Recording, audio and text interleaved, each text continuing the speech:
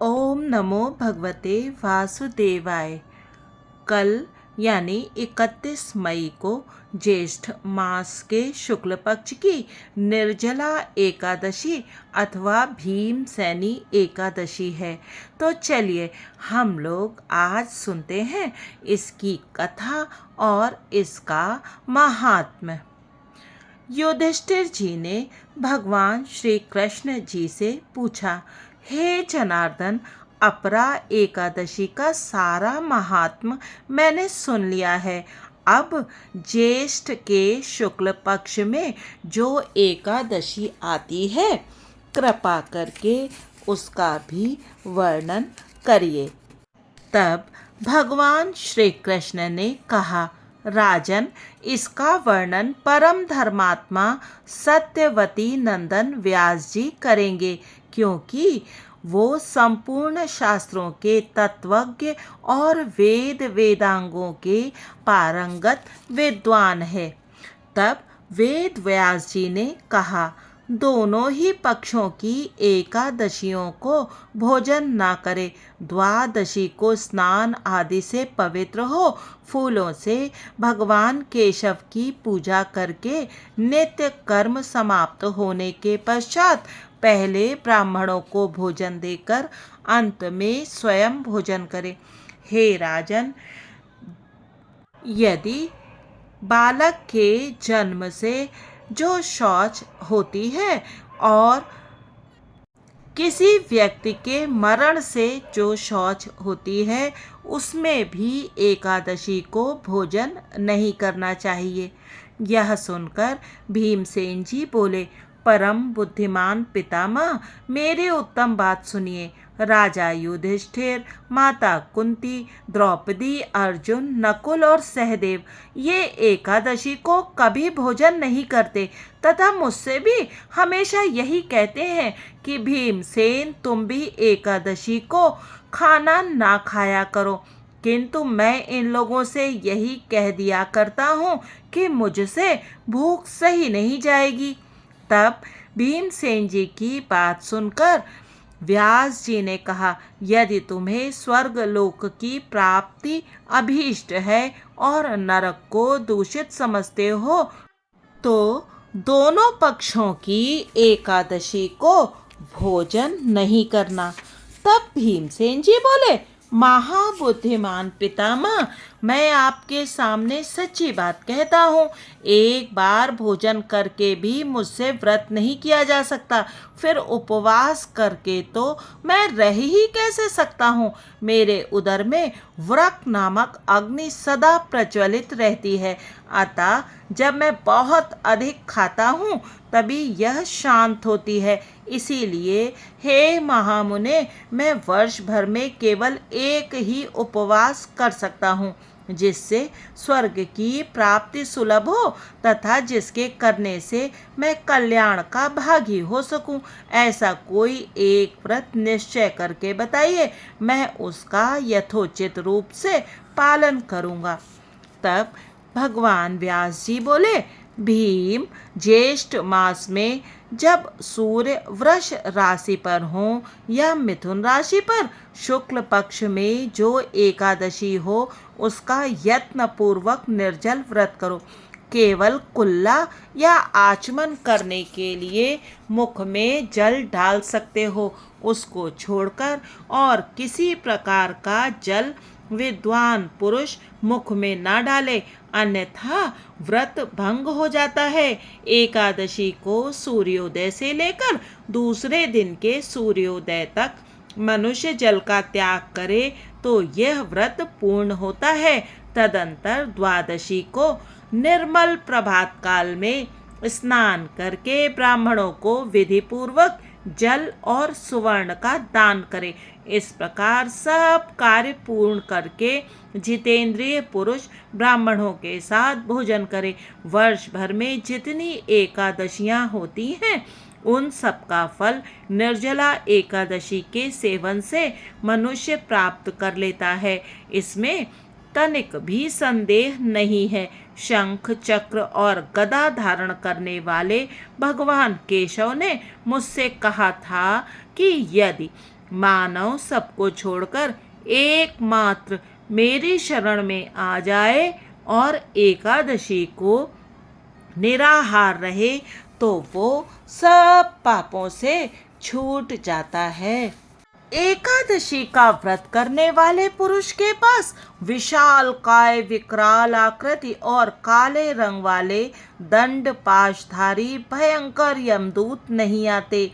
अंतकाल में पीतांबरधारी सौम्य स्वभाव वाले, हाथ में सुदर्शन धारण करने वाले और मन के समान वेगशाली विष्णुदूत आकर इस वैष्णव पुरुष को भगवान विष्णु के धाम में ले जाते हैं। अतः निर्जला एकादशी को पूर्ण यत्न करके उपवास करना चाहिए।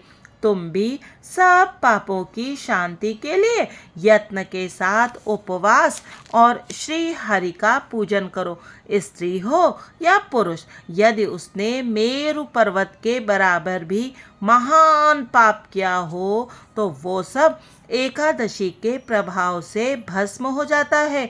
जो मनुष्य उस दिन जल के नियम का पालन करता है वह पुण्य का भागी होता है। उसे एक एक पहर में कोटि कोटि स्वर्ण मुद्रा दान करने का फल प्राप्त होता सुना गया है। मनुष्य निर्जला एकादशी के दिन स्नान, दान, जप, होम आदि जो कुछ भी करता है वह सब अक्षय होता है। यह भगवान श्री कृष्ण का कथन है। निर्जला एकादशी को विधि पूर्वक उत्तम रीति से उपवास करके मानव वैष्णव पद को प्राप्त कर लेता है। जो मनुष्य एकादशी के दिन अन्न खाता है वह पाप रूपी भोजन करता है। इस लोक में वह चांडाल के समान है और मरने पर दुर्गति को प्राप्त होता है। जो ज्येष्ठ के शुक्ल पक्ष में एकादशी को उपवास करके दान देंगे वे परम पद को प्राप्त होंगे। जिन्होंने एकादशी को उपवास किया है वो ब्रह्म हत्यारे, शराबी, चोर तथा गुरुद्रोही होने पर भी सब पातकों से मुक्त हो जाते हैं। हे कुंती नंदन, निर्जला एकादशी के दिन श्रद्धालु स्त्री पुरुषों के लिए जो विशेष दान और कर्तव्य विहित है उसे सुनो। उस दिन जल में शयन करने वाले भगवान विष्णु जी का पूजन और जलमयी धेनु का दान करना चाहिए अथवा प्रत्यक्ष धेनु या घृतमयी धेनु का दान उचित है। पर्याप्त दक्षिणा और भांति भांति के मिष्ठानों द्वारा यत्नपूर्वक ब्राह्मणों को संतुष्ट करना चाहिए। ऐसा करने से ब्राह्मण अवश्य संतुष्ट होते हैं और उनके संतुष्ट होने पर श्री हरि मोक्ष प्रदान करते हैं। जिन्होंने शम, दम और दान में प्रवृत्त हो श्री हरि की पूजा और रात्रि में जागरण करते हुए इस निर्जला एकादशी का व्रत किया है उन्होंने अपने साथ ही बीती हुई 100 पीढ़ियों को और आने वाली 100 पीढ़ियों को भगवान वासुदेव के परम धाम में पहुंचा दिया है। निर्जला एकादशी के दिन अन्न, वस्त्र, गौ, जल, शैया, सुंदर आसन, कमंडलु तथा छाता दान करना चाहिए। जो श्रेष्ठ एवं सुपात्र ब्राह्मण को जूता दान करता है वह सोने के विमान पर बैठकर स्वर्गलोक में प्रतिष्ठित होता है। जो इस एकादशी की महिमा को भक्ति पूर्वक सुनता तथा जो भक्ति पूर्वक उसका वर्णन करता है वे दोनों ही स्वर्गलोक में जाते हैं। चतुर्दशी युक्त अमावस्या को सूर्य ग्रहण के समय श्राद्ध करके मनुष्य जिस फल को प्राप्त करता है वही इस एकादशी के कथा और महात्म के श्रवण से भी प्राप्त होता है। पहले दंत धावन करके यह नियम लेना चाहिए कि मैं भगवान श्री केशव की प्रसन्नता के लिए एकादशी को निराहार रहकर आचमन के सिवा दूसरे जल का भी त्याग करूँगा। द्वादशी को देव देवेश्वर भगवान श्री विष्णु का पूजन करना चाहिए। गंध, धूप, पुष्प और सुंदर वस्त्र से विधि पूर्वक पूजन करके जल का घड़ा संकल्प करते हुए निम्नांकित मंत्र का उच्चारण करें। देव देव ऋषिकेश संसाराणवतारक उदकुंभ प्रदानेन नए माँ परमा गतिम।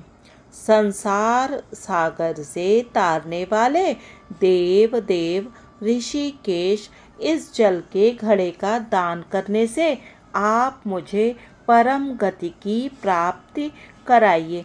भीमसेन, ज्येष्ठ मास में शुक्ल पक्ष की जो शुभ एकादशी होती है उसका निर्जल व्रत करना चाहिए तथा उस दिन श्रेष्ठ ब्राह्मणों को शक्कर के साथ जल के घड़े दान करने चाहिए। ऐसा करने से मनुष्य भगवान श्री विष्णु के समीप पहुंचकर आनंद का अनुभव करता है।